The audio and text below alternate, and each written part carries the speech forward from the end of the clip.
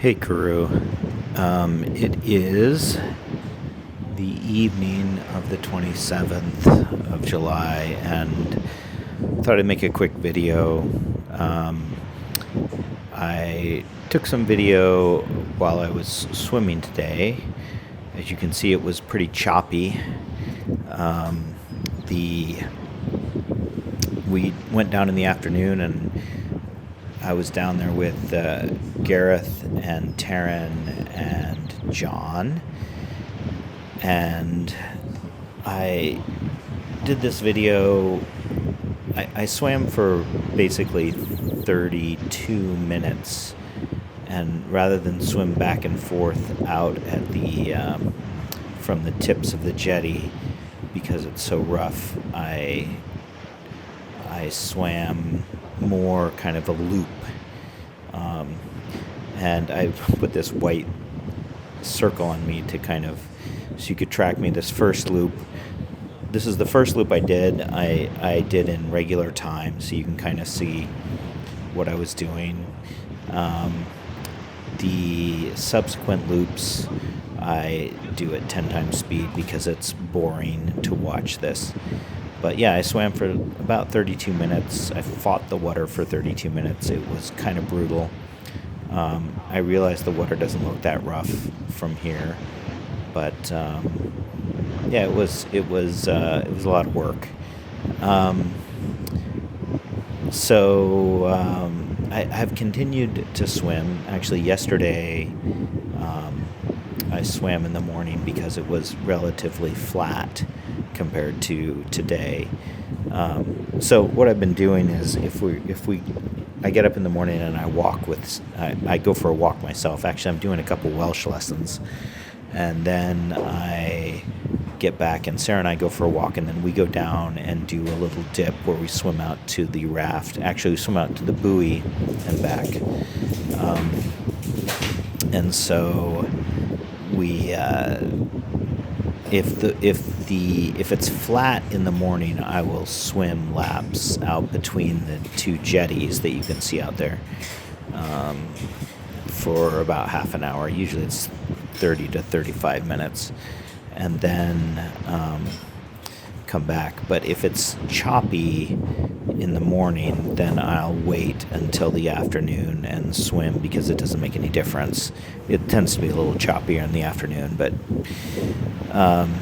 so I went out there, and you can see the boys are here in the lower left, and I'm wandering around trying to swim in a straight line, getting buffeted about, and every once in a while I pop up my head in sight and change direction. But it's a bit of a faff,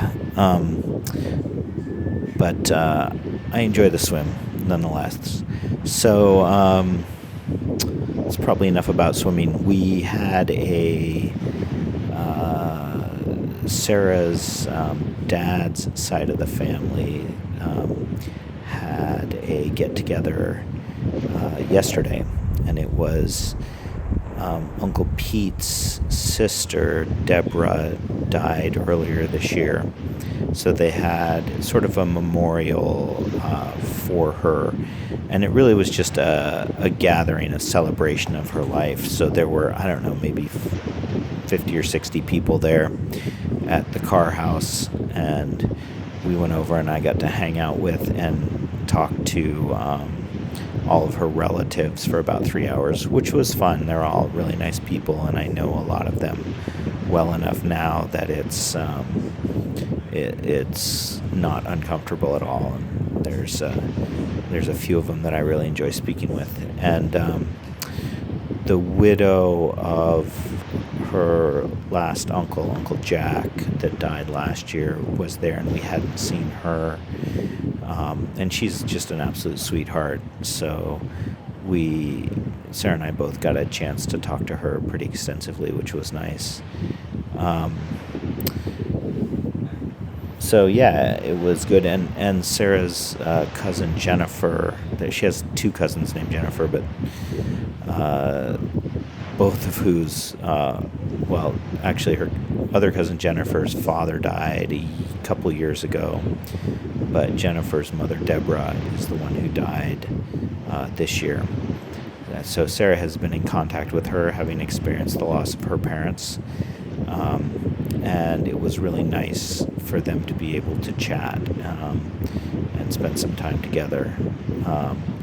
So yeah, kind of I mean, it sounds like a little depressing, but it wasn't at all. It was really fun, and it's just kind of everyone's dealing with the reality of the loss of people they love, and we're just at that age now, and it was good. So while all that was going on, I don't know if you heard, but my mom and dad's good friends, the Hamiltons, who live in Tumwater, one of them, Fred, is ill and is on hospice, and so Brad and Linda took mom and dad over to Olympia so that they could go see Fred. He's not expected to last more than a week or two.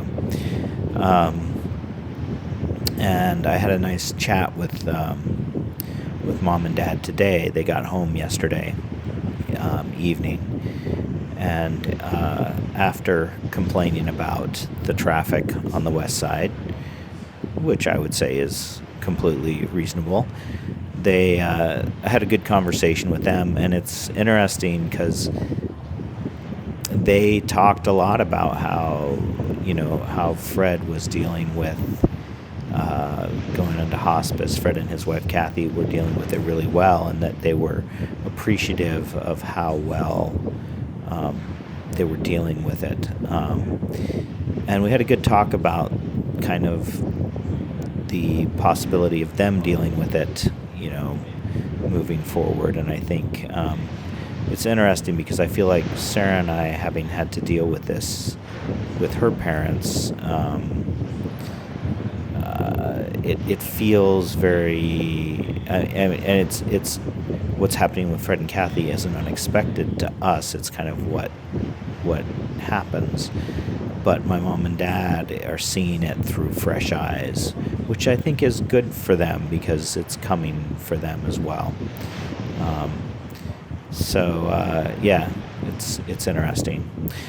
So in other news, Gareth was able to come out yesterday. Sarah's sister Deborah had to go back to Pendleton yesterday, and her son John took her to the airport and then picked up Gareth and brought Gareth back out here, which was really nice. Gareth is just super positive and fun, and having fun playing with Taryn and doing things, and it's just a lot of extra energy.